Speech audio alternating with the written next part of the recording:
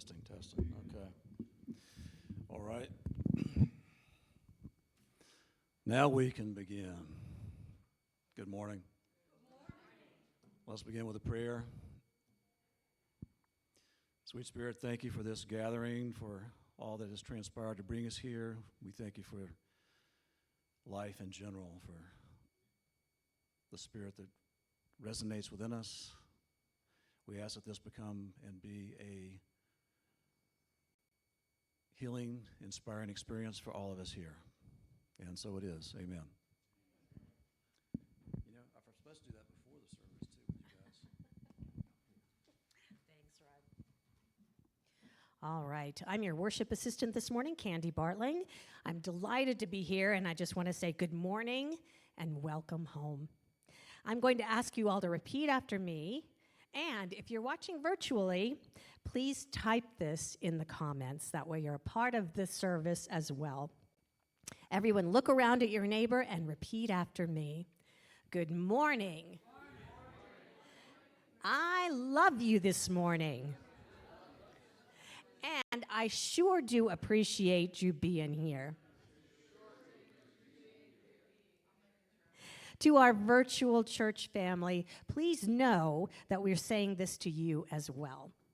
Help us grow this loving community by liking, commenting, sharing, and subscribing to our pages. Now, if you'll please join me in reading these affirmations together. I choose to look for things to celebrate when it's not already active in my experience. And I am deciding right now to speak, move, and breathe through my God self and shine my light everywhere I go. Thank you. Wonderful affirmations. All right, it's time for the unity reading and of the mission and vision. So our vision, mission statement, and core values are, let's join together in reading them. For vision, we envision a spiritually awakened world where all people live in joyful gratitude. And our mission statement, Unity in Greensboro is a loving, inclusive home for spiritual living that empowers and serves our community. Our core values are spiritual growth, generosity, inclusivity, authenticity, wholeness, and unity. And now it's time for our call to worship song, which is Swing Wide the Doors. I'm going to lead, so sing extra loud so I get it right. And feel free to stand if you'd like.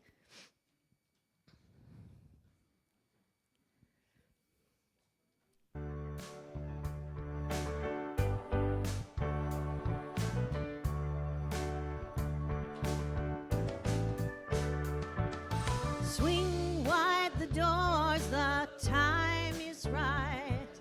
Swing wide the doors to let in the light. Bring in the dawn for humankind. Swing wide the doors of this heart of mine. Y'all sound great. Swing wide the doors, the time is right. Swing wide the doors to let in the light. Bring in the dawn for humankind. Swing wide the doors of this heart of mine.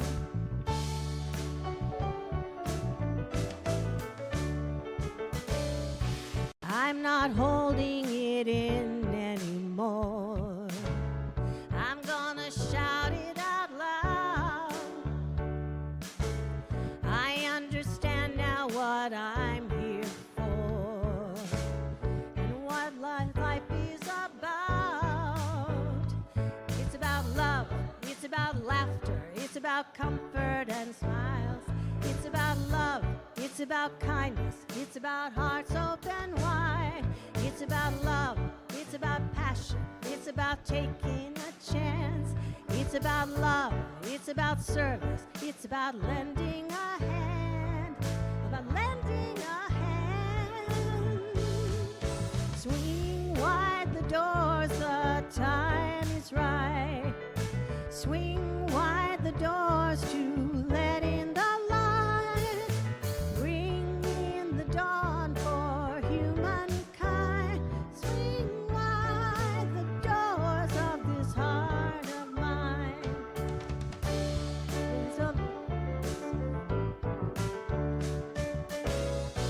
There's a voice that I've heard for years. I've learned to keep it inside. Well, now it's coming in loud and clear. I want a deeper life.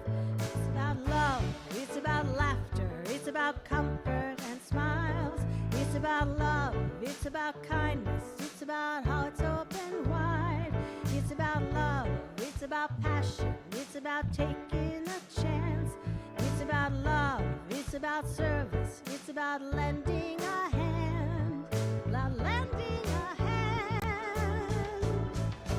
Swing wide the doors, the time is right.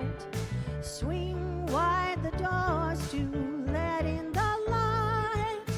Bring in the dawn for humankind. Swing wide the doors of this heart of mine.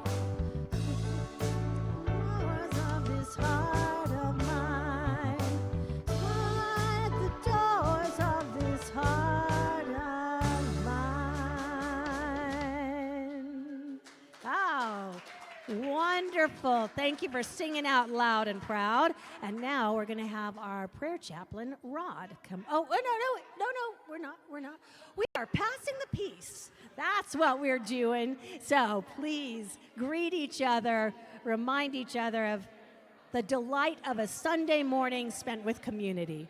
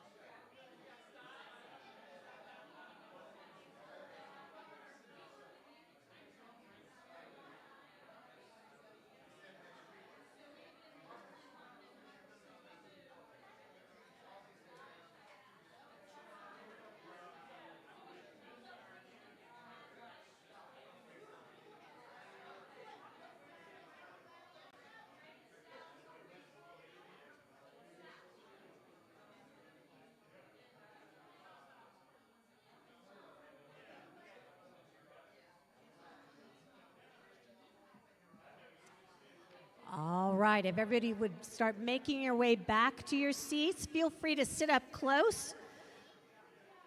And then we're going to be joined shortly by our prayer chaplain for today, Rod.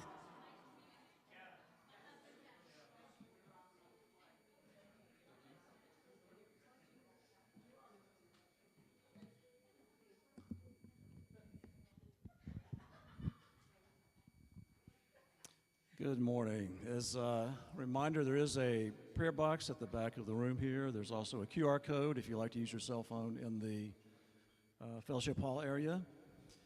You can also go to the website and find a link to send your prayers there. Those are sent to Unity Village eventually, where they remain and prayed for a period of 30 days. And do we have Nana is here also as our honorary prayer chaplain in the back, very back row. Anita, Charlotte, and what? Oh, John. Oh, John. Okay, yes. And Bobby's making hand signals in the back. I'm not sure what that's about. Oh, we're sitting. Okay, how does that work? That's not on my script either. Or I didn't read it, maybe. All right, so we're ready to send off the children to, where are they going? Fellowship Hall, okay.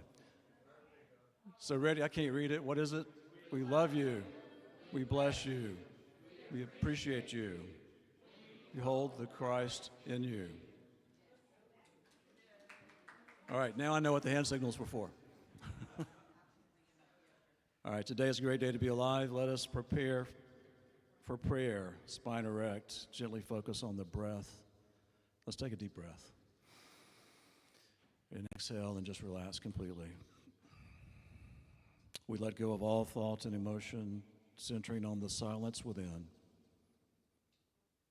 Heavenly Spirit, thank you for this life.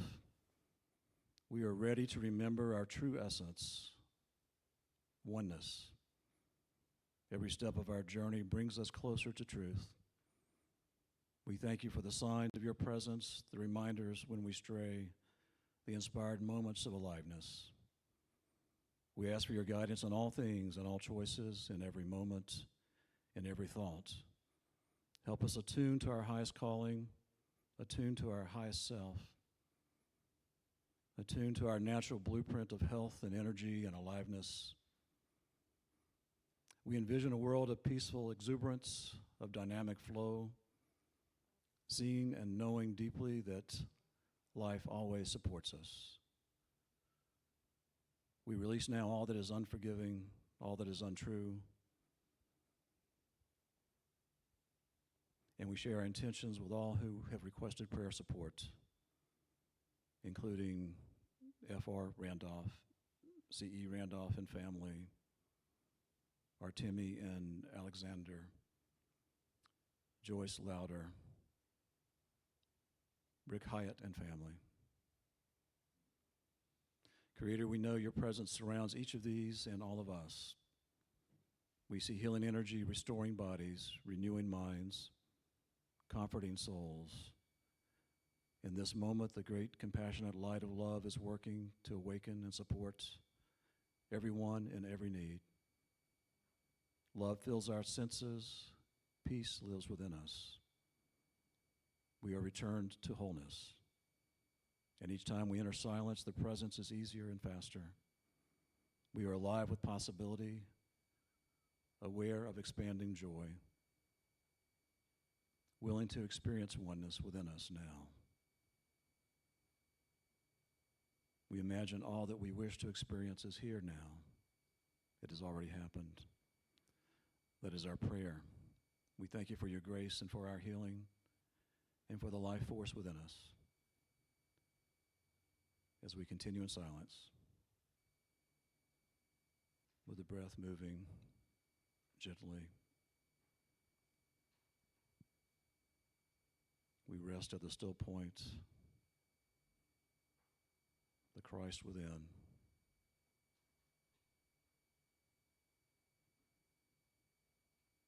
And repeat silently, I am love.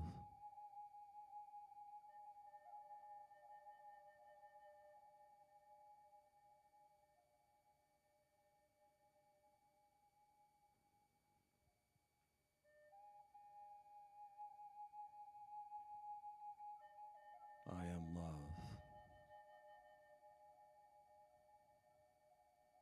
And in the silence, the pathway to God becomes clear.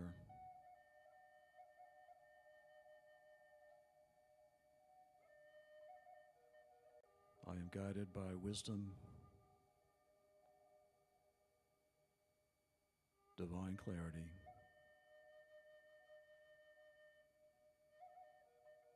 I live in the flow of a loving universe, aligned with divine timing.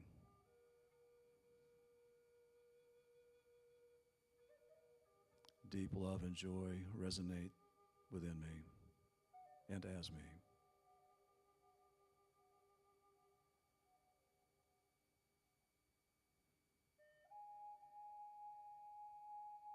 And every time we go into silence, we quickly recall these feelings, the inner peace, the joy,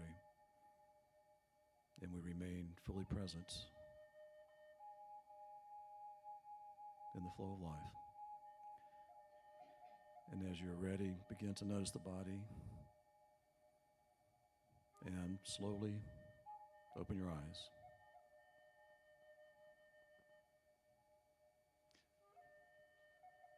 All right, ready for the next?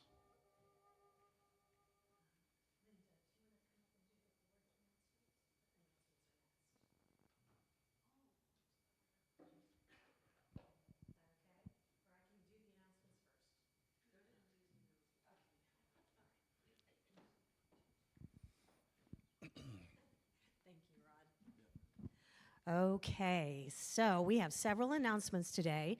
First and most important, if you're a first-time visitor or haven't been here for a long time and you have not gotten a visitor's packet yet, raise your hands and our ushers will bring you one.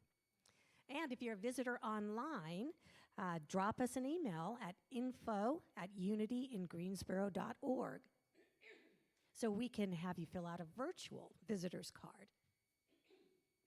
As we begin the new chapter of moving into our permanent home at 1379 Lee's Chapel Road, Tish and Carol are already working on a plan for our first community event to be hosted on Halloween. The celebration will include a farmer and vendors market, trunk or treat, and a fall carnival.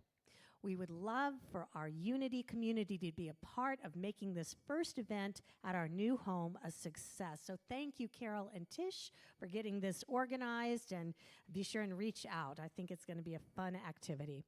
There will be more details to come. And if you'd like to be involved in helping with the planning, purchase a space to sell your items, or volunteer for the day of the event, please email Tish at events@unitygreensboro.org. Or you can call or text our phone number, 806-717-0806. Actually, that may be her number. Now is the time to sign up for the 2026 UMass Retreat, which will be held at Lake Junaluska in Waynesville, North Carolina, from September 15th through the 18th. This retreat is one of the rare opportunities we have to reconnect with one another, renew our spirits, and remember that none of us is called to do this work alone. You can register at www.unityretreat.org, and this link will also be included in next Tuesday's e-blast. That Tuesday e-blast is filled with great information, so make sure you're on the list so you receive it. And soon thereafter, or a little before, we have the World Day of Prayer. The theme is Love is Alive. And starting September 9th and going through September 10th, so Charlotte would like to tell you more about this opportunity. So do you want to come up and do that now, Charlotte?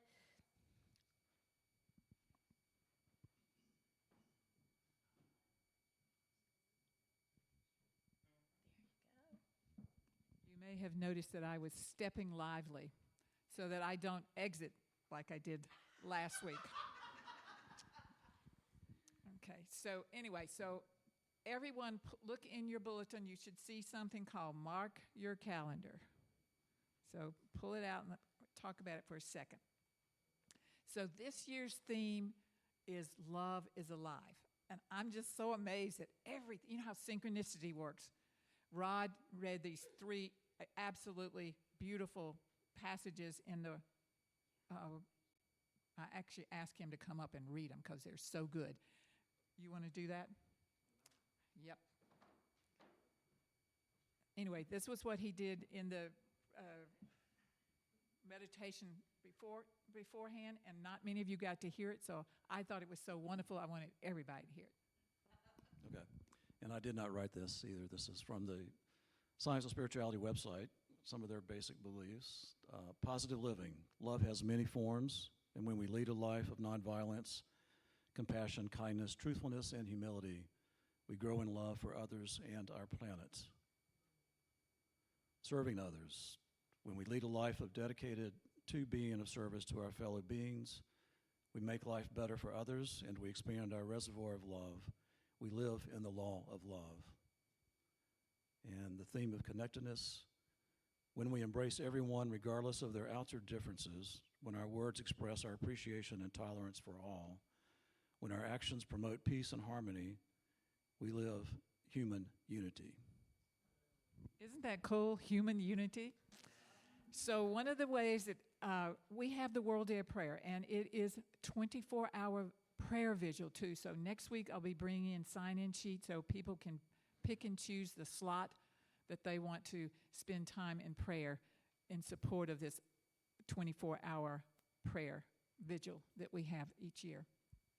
However, part of the service is also going to be looking at your Enneagram type. So I'm requesting that everybody take the test and send in your results, because during the service we want to have people share, well, we've got prayers for each one of the Enneagram types, and I want everyone to see what kind of prayer this Enneagram type would pray versus another Enneagram type, so that you get to know us better. Because one of the ways that I have learned about expressing and being love, which is the theme this year, Love is Alive, is through understanding one another better.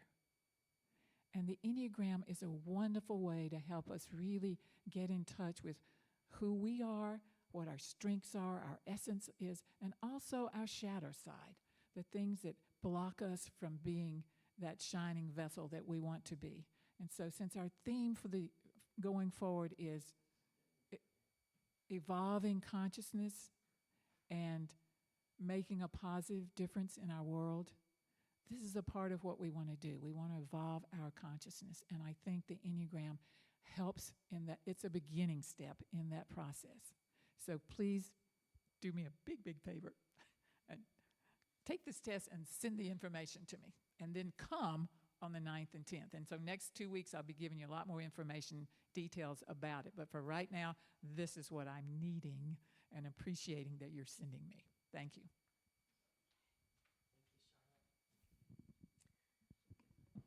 Yeah, you can come on up.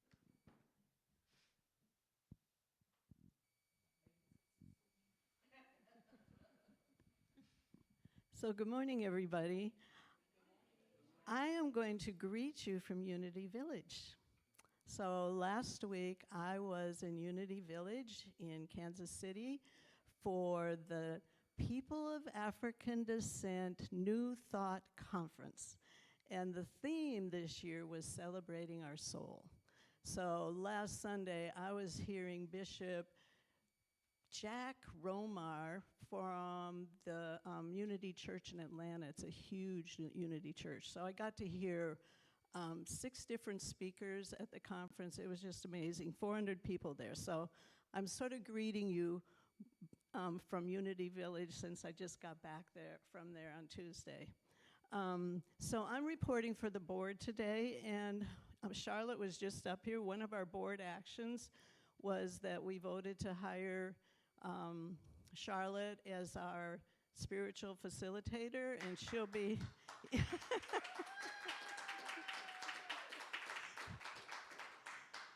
and she'll be guiding us through the next couple of weeks and organizing committees and several groups, right?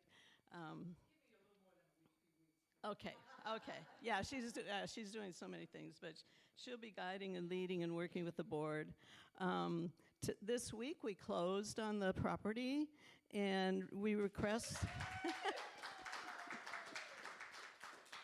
And so now we're going to need a building committee, right? We're going to need some people to help us as we move forward in that new place. We still are behind in meeting our budget. We were short $3,000 last month in July again. The good news is that we have a generous member who has offered to pay for our first mortgage payment.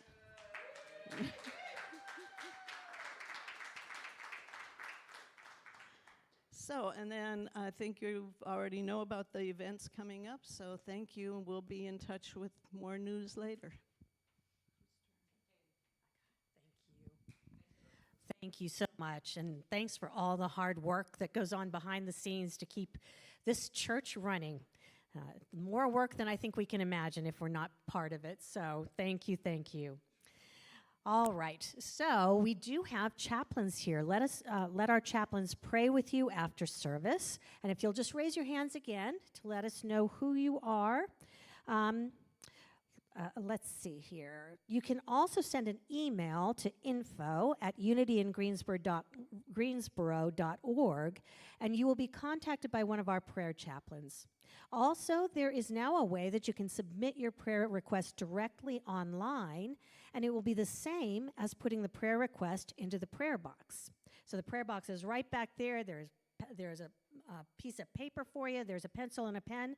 But if you are more technologically advanced, you can use a QR code. You can use a link. The link is uig.family/prayer request, and it can be found in every e-blast. And also, you're going to notice, I noticed today as I was coming in, that there is a QR code posted on the office door, and also as you go into the food area, the kitchen. The QR code will also be posted at the office in our new home.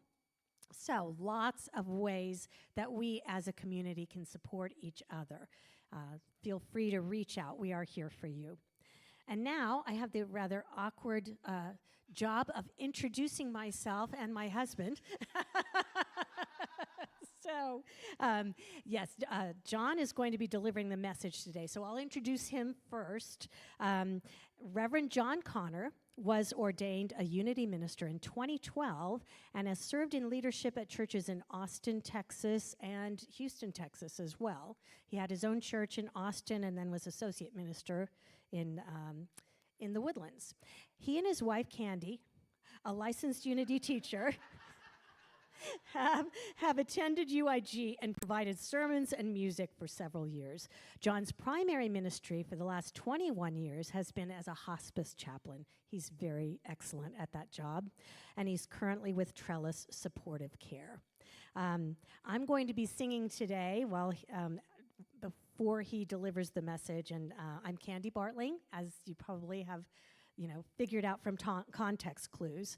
And so I'm very happy to be here to sing, and I think y'all know me, so I'll just stop there. But I've got a beautiful song for you, just in a different microphone.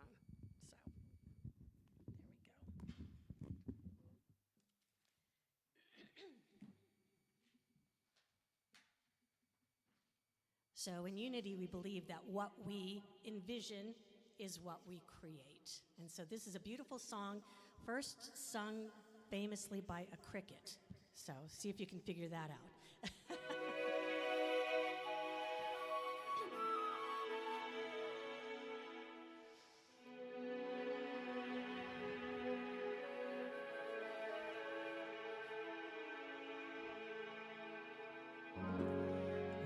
When you wish upon a star,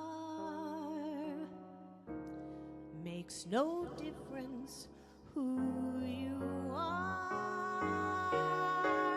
Anything your heart desires will come to you.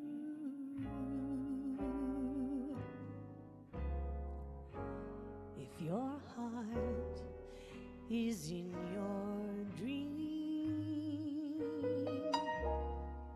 no request is too extreme. When you wish upon a star, as dreamers do. Fate is kind. She brings to those who love the sweet fulfillment of their secret longing.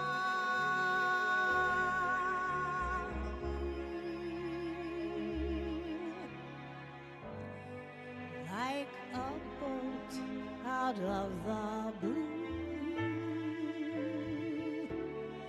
Fate steps in and sees you through when you wish upon a star. Your dreams come true. So it was Jiminy Cricket who sang this song to Pinocchio, and Pinocchio did not do a good job listening initially, but then he figured it out, just like the rest of us. The sweet fulfillment of their secret longing,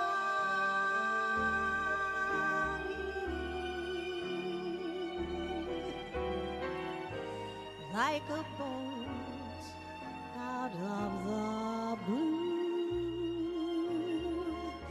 Fate steps in and pulls you through when you wish upon a star. Your dreams come true.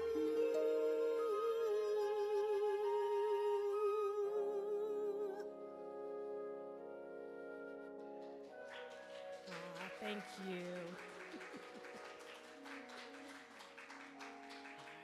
And now it's John's turn to give you a great message today.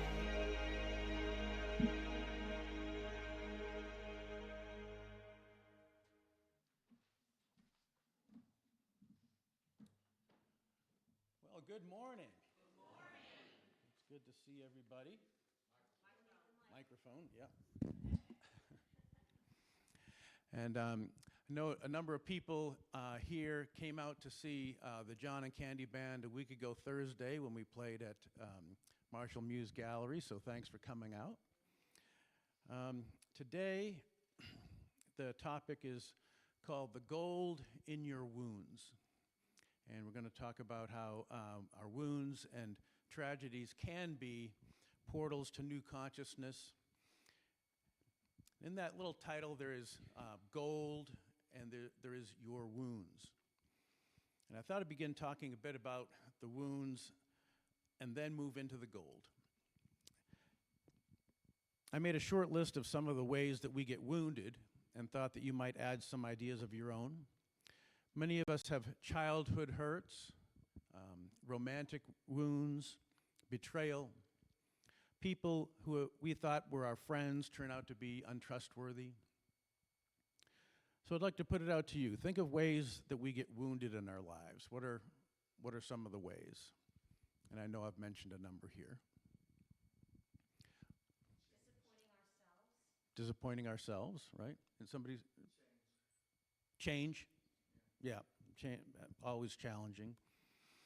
Some of the ones I have down is death of a loved one, betrayal, loss of a job, divorce. Feeling humiliated can be a deep wound. Feeling humiliated in front of others, particularly. Now, whether that is from middle school, adolescent cruelty, or other things as we get older. An example is the gap between the first time I tried stand-up comedy and the second time I tried stand-up comedy was 13 years. That's how bad the first time went. And so before the second time, I took a stand-up comedy class, which included comedy writing, and the second time I did it, it went a lot better.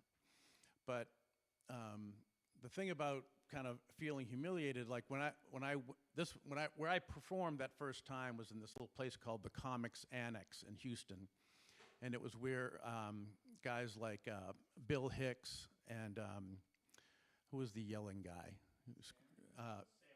Sam Kinison, yeah.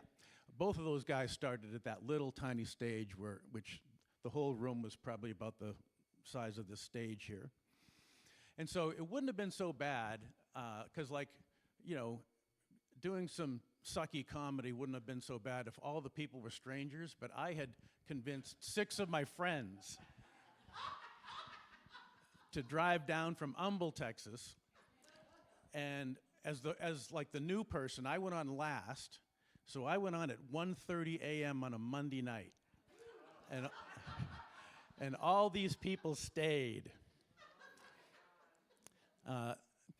Another thing about that night was that there was a young woman who was kind of flirting with me throughout the night, and I was just so focused on, you know, thinking about the comedy that I didn't interact too much with her. And then, yeah, I was single. I was 22, so and so I was so confident.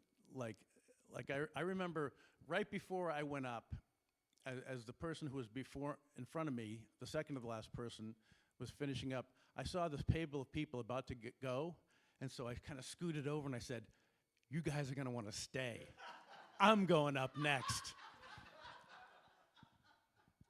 And so anyway, I went up there, and I had this idea. I think I had a couple of ideas of jokes, and then it's like, I'm just going to wing it. That was a terrible idea. And so I got up there, and after maybe about a minute and a half, I just leave the stage. And I meet eyes for a second with this woman who was flirting with me, and she looked away like, you know, she didn't want any of that loser juju, you know. So there's a saying that tragedy plus time equals comedy. And so it felt bad at the time, but we can laugh about it later. So I was thinking about some of the losses that we've talked about. Some of the toughest wounds, I think, are the loss of a loved one. And so I'm going to tell you a bit about my story and how they tie into the topic. It's about the time of the 8th grade when teachers start asking you, what do you want to be when you grow up? And so I started to think about a couple of people that I really admired, and both of them were ministers. And I thought, well, maybe I'll be a minister when I grow up. And so after high school, I took my first spiritual education courses. I had been raised in this sort of kind of New Age Christian mysticism movement called the Emissaries of Divine Light. And so in that group, there wasn't like 4 years of college and then 3 years of seminary. It was a very small movement, and so it was more like, you know, going to one of their education centers and studying for about 4 months. And so the education was about similar to what, if you're familiar in Unity, of what a licensed Unity teacher, that kind of education. And so I did that. And in EDL, the idea is that a minister is somebody who serves others. And so in that movement, they didn't use the word minister, they used the word server. And most people, because the movement was very small, most servers were not full-time getting paid for that. Most of them were lay ministers. And my parents did that. And that's how I ended up moving from New Hampshire to Texas when my parents were assigned to be the emissary servers in Houston. And so I spent some time living in emissary communities. The emissaries had a number of communal kind of farms. There was a community, a spiritual community in Loveland, Colorado that had about 150 people living on about 350 acres. And I lived there for a while. That community is still in existence. It started in 1946, and a few years back, Candy and I both went there for a visit. And so one of the things is, like, when you're in a spiritual community and everybody's kind of moving in the same direction, there's a beautiful feeling of a shared sense of purpose. And that kind of ties into what I'm going to be talking about in a minute. So anyway, it was pretty great stuff. And I completed that work when I was about 22. But I didn't go out and seek a church or a place to minister because, once again, the Emissaries was a small movement, very few people that was doing it full time. And but as time went on, I started to feel less and less worthy to be a minister. I had these perfectionistic ideals about what kind of person would be a minister. And I've talked about perfectionism in a talk here before. And so in the meantime, a few years later, I got married to my now ex-wife, Bonnie. And when, after a year or two, we decided to have children. And so after a year or more after that, about not having pregnancy you come about in the typical way, we decided to look into infertility treatments. And so we've spent about 5 years with that, starting off with hormone therapy, and then moving on to in vitro fertilizations and zygote interfallopian transfers. And it was a continual thing with mounting expense. But finally, she got pregnant in 1994, and that was great, and we were delighted, and life was moving along. And about 5.5 months into the pregnancy, we started having a bit of a problem. And so we went to the hospital, and the doctor seemed a bit grim, although there was some hope that there could be some surgical intervention, and maybe if Bonnie stayed in bed for 3 months and get the gestation to about 36 or 38 weeks, maybe everything would be fine. But it didn't work out that way. The next day, there was what was called an abruption of the placenta. And so the baby was going to be born, and there was no stopping it. But a baby that little is too small to live outside her mom. And so our daughter Sarah was born, and she died about 2.5 hours after being born. So this was a totally unexpected event in our lives. We had spent so long trying to get pregnant and have children, and it just brought me to my knees. And it was the worst thing that had ever happened in our lives, and of course, Sarah lost her life. One of the things that happened is that it threw our whole lives up for review. Like, what does this mean? And what is the meaning and purpose of my life now? Because even though I had a sense of purpose before this, afterwards it seemed like all purpose was gone. And in terms of the title of the sermon this morning, it's certainly the deepest wound I've had. And so one of the things we decided to do a couple of months after Sarah died was to go on a trip. I wanted to get away from my regular life. I wanted to get away from our business. But I wanted to go to something. I wasn't sure exactly what. And I wanted to ask people, what is your purpose? What is your purpose in life? And I had the idea to first go to some of my old spiritual mentors who were meaningful to me and seemed wise. But then I broadened the tent. I didn't know who might have an answer for me. And so I decided I would ask not just ministers and people along the spiritual path, but I wanted to ask the clerk at the store, the waiter at the restaurant. And so that trip we came to call our Meaning of Life trip. So we spent a few weeks driving around the West, from Texas up to Colorado, into Arizona, over into New Mexico. And anybody who we seemed to have enough of a connection to, even if it was not much of one, like somebody behind the counter, we would ask the question, what is the purpose of your life? And I remember one young woman in particular at a Subway, probably about 19 years old. I asked her that, and she said, well, I don't know. And it's like, well, okay, that's honest. But after we walked out and we're in our car, we noticed that she was deep in thought as she was wiping down the counter. And so it seemed like it was maybe a blessing just to even ask the question of somebody so that they could entertain it. And while we found that most people didn't have an extraordinarily new or profound answer to the question, what is your purpose?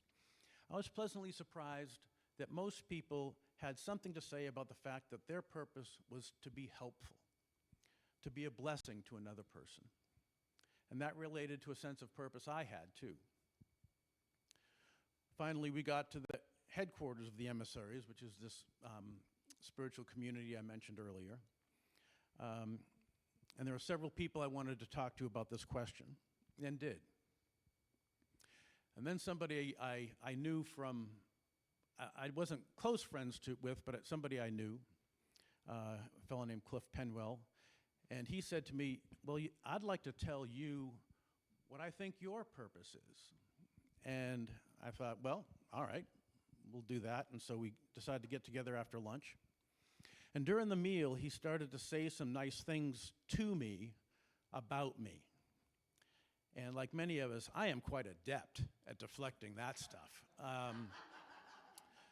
And so it's sort of like, well, John, you're an intelligent and creative person. And then I'm like Neo in the Matrix. It's like, whoa, here comes this blessing. I'm not going to let that. And so any sort of positive thing, I would sort of dodge out of the way and deflect it.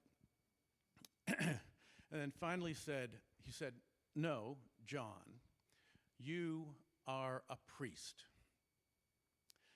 And he didn't, of course, mean that in a Catholic sense, but more of the shamanic sense, you might say. And it brought everything together that I had felt as a young boy. And in that moment, his words leapt over all those doubts and all of that self-criticism. After Sarah died, a lot of things got let go of. And when he said that to me so directly and so on the nose, that I couldn't speak for a while, and I ended up in tears. I was so thankful that somebody who didn't even know me super well was able to see this about me and tell it to me. So I couldn't deny it anymore or pretend that I wasn't good enough. All these feelings about not being good enough, not feeling pure enough, not feeling like I've grown enough, those were all still present, but they were diminished in power. So here I am, imperfect, but there's something I can do with my imperfect self. So that's what I started to see. When I got back home, I gave a sermon of my own thoughts, something I hadn't done since I had been about 20. In the Emissaries of Divine Light tradition, there was the guy who was the spiritual leader, and then he would give a talk, it would be transcribed, and then the next week at all the emissary centers, his words would be read. So that's why it was not all that common that I would have given a sermon of my own thoughts. I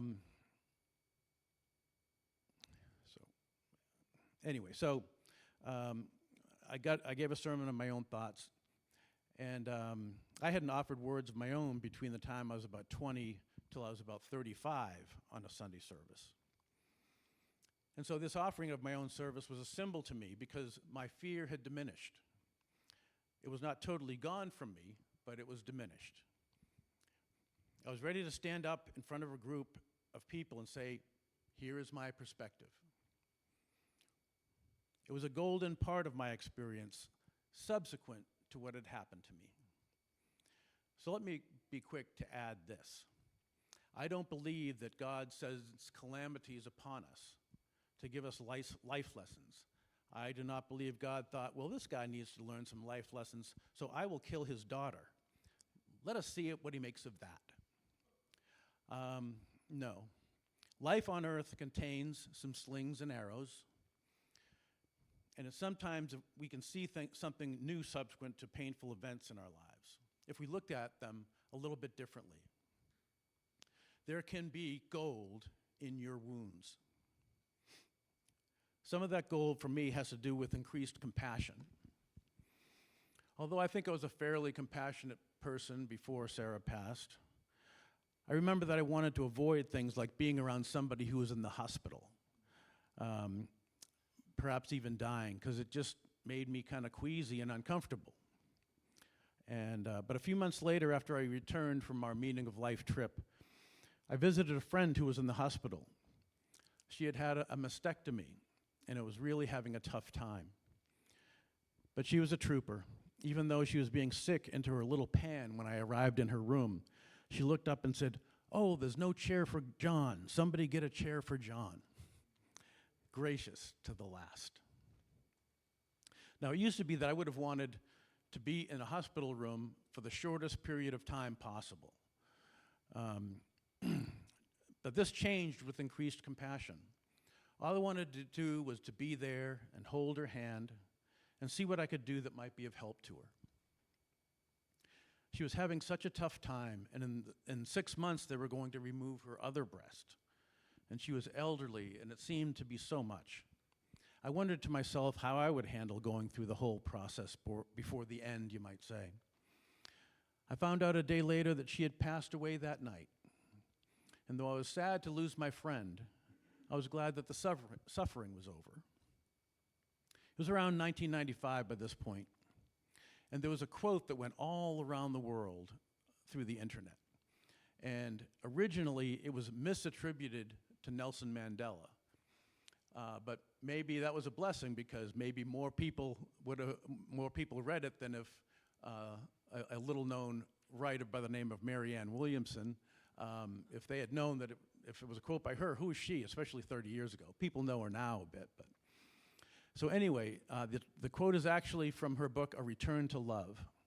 And it was a real blessing to me at the time, and it still is. I have framed it on my wall at home, and I'll read it to you. Our deepest fear is not that we are inadequate. Our deepest fear is that we are powerful beyond measure. It is our light, not our darkness, that most frightens us. We ask ourselves, who am I to be brilliant, gorgeous, talented, and fabulous? Actually, who are you not to be? You are a child of God. Your playing small doesn't serve the world.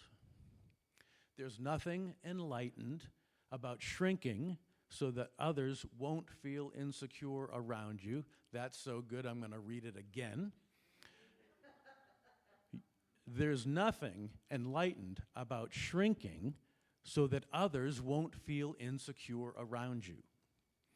We are all meant to shine, as children do. We were born to manifest the glory of God that is within us. It's not just in some of us, it's in everyone. And as we let our own light shine, we unconsciously give other people permission to do the same.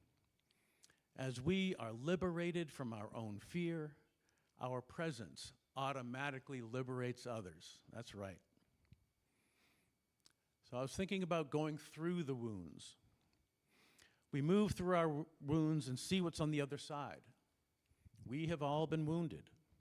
And I think that there's a blessing we can give each other if we can start to see each other as we truly are. Many of us can easily see the beauty and brilliance of our friends, but it is often not so easy to see it about ourselves.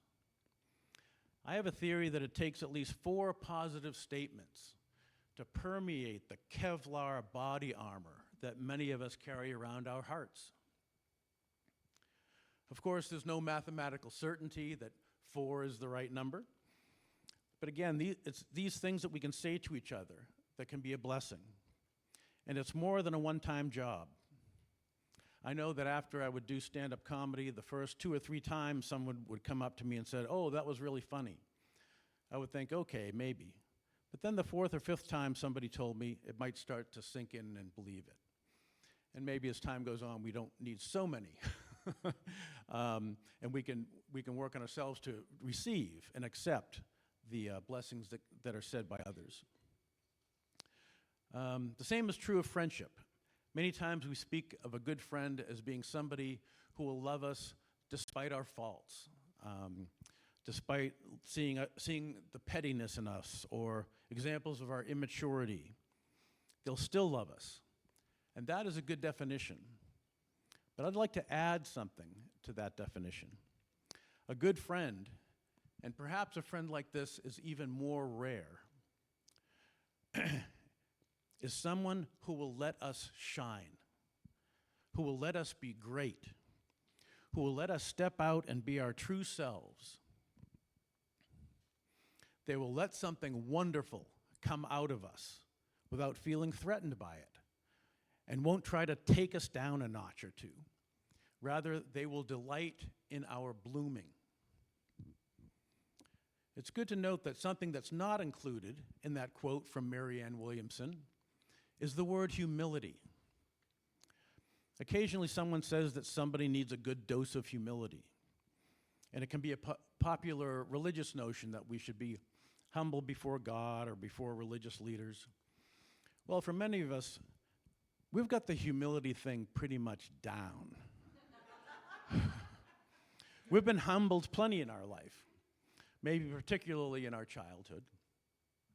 What would be helpful is to have a good dose of confidence, a good dose of blessing.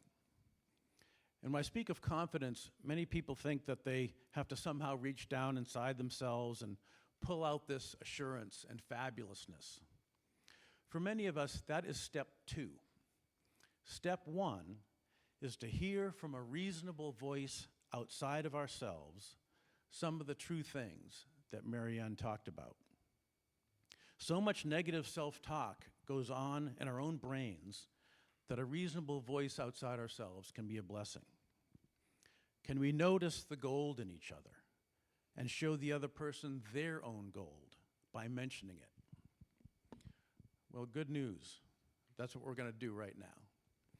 So I'd like to have everybody stand up. And just if, basically we're going to pair up. And I think the easiest way to do it is going to be, we're going to go A, B, A, B. So A, B, A, B. Can you, huh? Okay, so you two. Anyway, just pair up, and then if anybody doesn't end up with somebody because it seems like an odd number, just hold your hand up. You don't have to pair up with somebody that you know. It might even be better with somebody you don't know.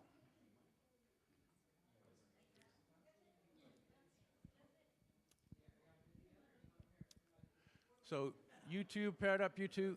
Okay, raise your hands if you haven't found a pair. Okay.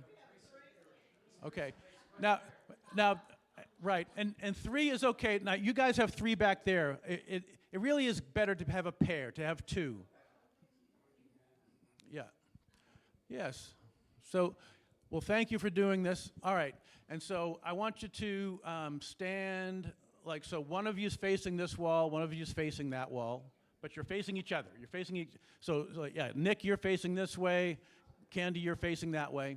Okay. So now we're in good shape. Okay. So what you're going to do is you're going to be looking at each other. Just stand and face each other. And I'm going to say some words, and you're going to repeat them after me. So those of you who are the A's, all the A's are the people facing this wall. Yeah. And so, once again, I'm going to say a few words, and then you, A's, you're going to speak these words to your partner just genuinely. Okay? And so, we'll begin now. I can see you have been wounded. I have been too. Those who hurt you were unconscious. They did not really see you. I see you. I see your beauty and your greatness. I hope you see what I see. And just be with that for a moment.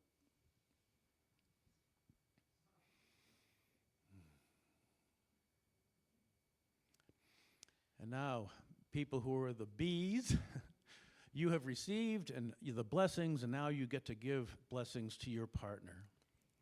And so, after me, I can see you have been wounded. I have been too. Those who hurt you were unconscious. They did not really see you. I see you. I see your beauty and your greatness. I hope you see what I see. And just be a blessing. Just be in that moment.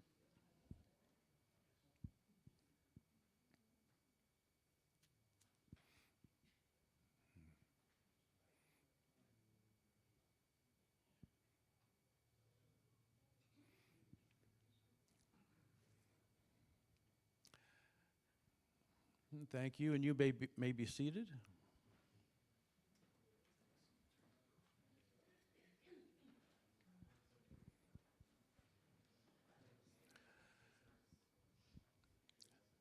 So those words are the truth of you. Allow yourself to accept it. And so for the rest of today and the rest of this week, let out your gold. Amen.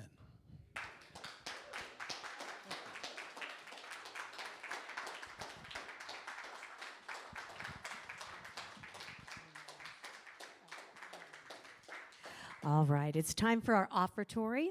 So you'll find ways to give on the screen and on the flyer in your bulletin. You know, John and I have the money automatically withdrawn every month, just so that we don't have to think about, oh, did we do this? Did we forget?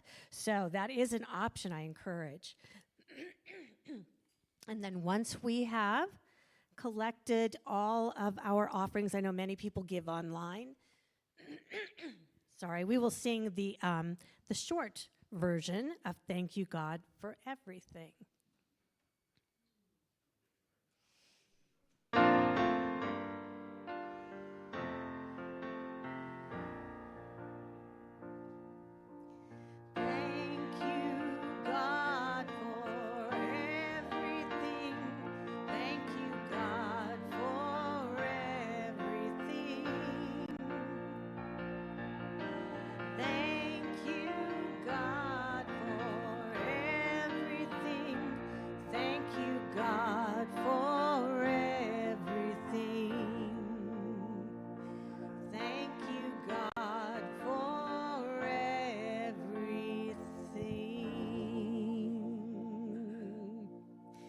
All right, I've got a song coming up for you, but in the meantime, I want to remind you that next week,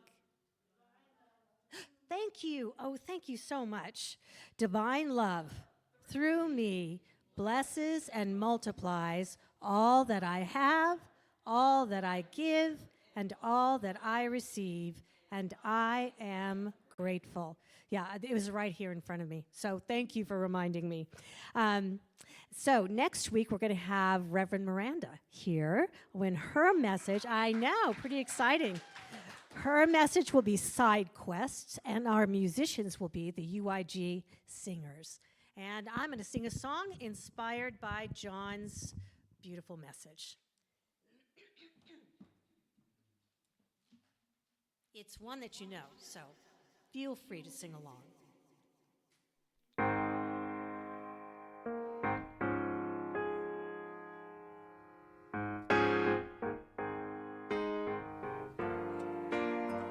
When you're down and troubled and you need some love and care and nothing is going right.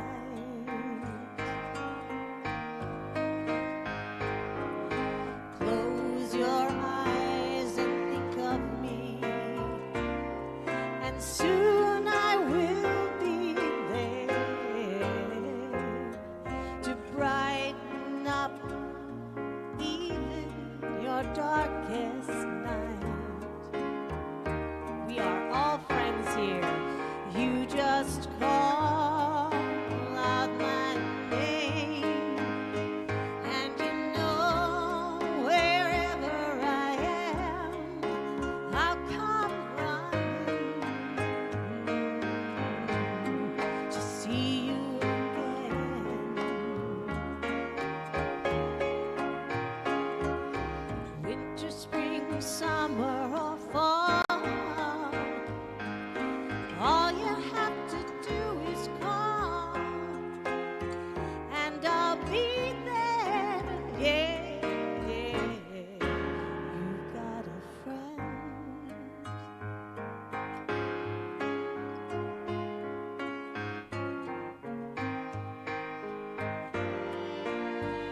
if the sky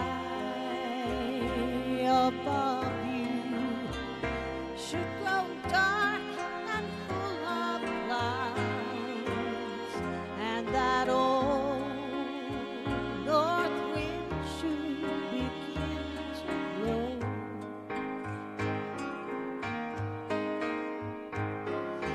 keep your head together.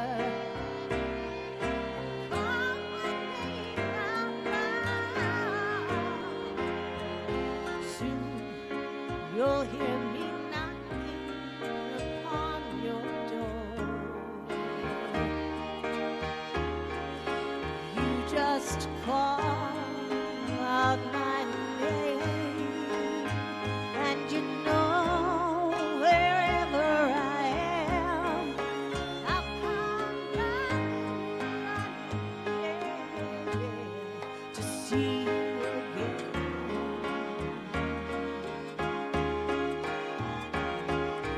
Winter, spring, summer, or fall, all you got to do is call, and I'll be there. Yeah, yeah. Now ain't it good to know that you've got a friend when people can be so cold? They'll hurt you and desert you. They'll take your soul if you let them. Oh, but don't you let them. You just call out my name, and you know wherever I am, I'll come running, yeah, yeah, yeah, to see you again.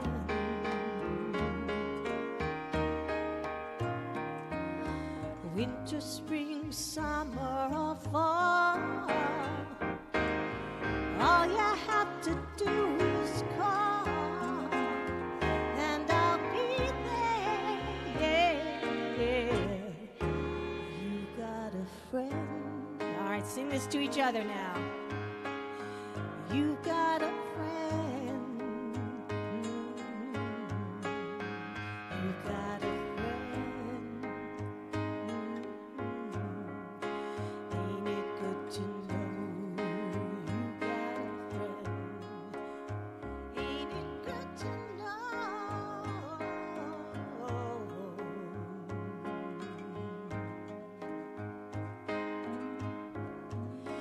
you've got a friend? You've got a friend.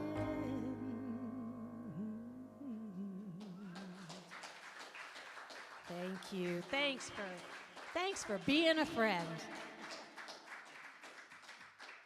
All right, so I guess I didn't have to move to the same microphone, but we're going to do our peace song and then our prayer for protection.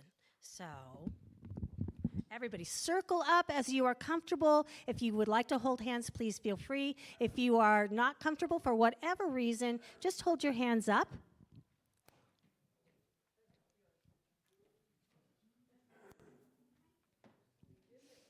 Is it okay if I come in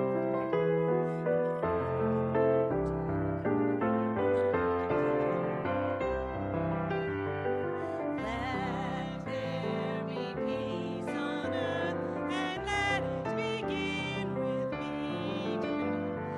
Let there be peace on earth,